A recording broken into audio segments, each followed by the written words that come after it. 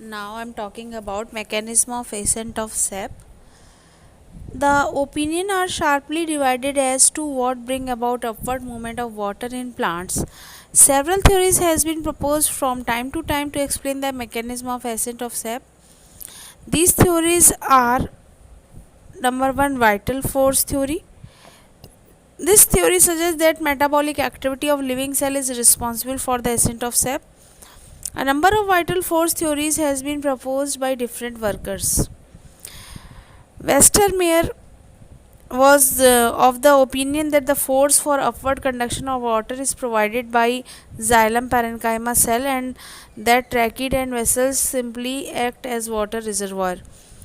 तो मैकेनिज्म जो है एसेंट ऑफ सेप की, इसके लिए अलग अलग थ्योरीज दी गई हैं.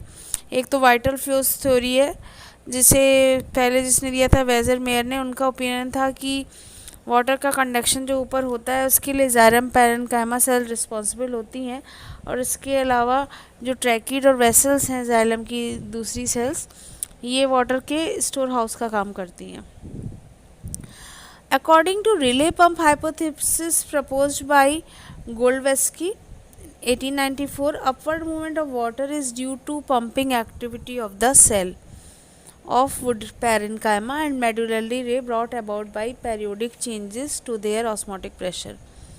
तो रिले पंप हाइपोथेसिस जिसे गोल्डवेस्की ने दिया था, उन्होंने कहा था कि पानी का जो ऊपर मूवमेंट होता है, पंपिंग एक्टिविटी सेल की, वो वुड पैरेन्काइमा के थ्रू होती है, और मेडुलरी रे जो है वो पेरियोडिक चेंजेस करती हैं ऑस्मोटिक प्रेशर में, जिसकी वजह से पानी ऊपर चढ़ता है. Next one is root pressure theory. This theory suggests that the sap in the xylem is forced upward under hydrostatic pressure, that is root pressure developed in roots. तो रूट प्रेशर थ्योरी नाम से पता चल रहा है कि root से जो प्रेशर डेवलप हो रहा है उसकी वजह से जाइलम जो है वो सैप को ऊपर तक लेके जाती है.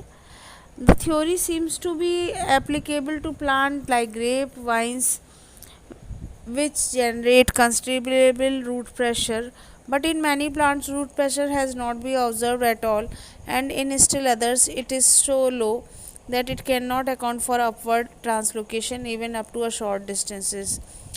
तो कुछ ही प्लांट ऐसे होते हैं जिनमें ये ऊपर तक चल सकता है रूट प्रेशर. बाकी प्लांट्स में तो रूट प्रेशर की वैल्यू काफ़ी कम होती है, तो ऊपर तक पानी ले जाने का कोई सवाल ही नहीं पैदा होता. Further, the rate of translocation by root pressure is not adequate to account for rate of transpiration. Next जो बहुत important theory है, that is cohesion tension transpiration pull theory. This theory proposed by Henry H. Dixon and John H. Joly 1895 में दी थी इन्होंने. is the most widely accepted theory. आजकल ये सबसे ज़्यादा सही मानी जाती है. It depends mainly on the physical properties of water. तो क्या क्या प्रॉपर्टी, एक तो कोहेशन की प्रॉपर्टी होती है. क्या है ये? Mutual attraction between water molecules. जब एक ही सब्सटेंस के मॉलिक्यूल आपस में अट्रैक्ट हो जाते हैं, चिपक जाते हैं, तो उसे हम कहते हैं cohesive force. Second, adhesion, attraction of water molecule to polar surface such as the surface of tracheary elements. जो डिफरेंट सब्सटेंसेस के बीच में जो लगने वाला फोर्स होता है वो एडहेसिव फोर्स होता है. तो वाटर के मॉलिक्यूल जो है वो ट्रैकरी एलिमेंट से, जो पाइप है उसके मॉलिक्यूल से अट्रैक्ट होके आगे बढ़ते हैं. Number 3, surface tension.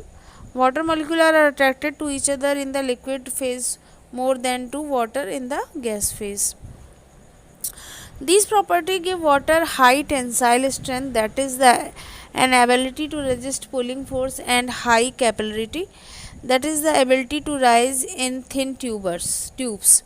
In plants, capillary is added by the small diameter of trachea element, the trachid and vessel elements. So according to this theory, ascent of water takes place in a well coordinated manner. Number 1, there is a continuous water column right from the vein ending of leaves down to root hairs. Number 2, there is a great mutual attraction among the water molecule, that is cohesive force. और तीसरा होता है there is a great adhesive force between the water column and the wall of xylem vessels. जैसा मैंने अभी बताया, ये adhesive force है जो जाइलम वेसल्स में और वाटर मॉलिक्यूल के बीच में लगता है. और फोर्थ कौन सा है? The energy for the upward movement of water column is provided by transpiration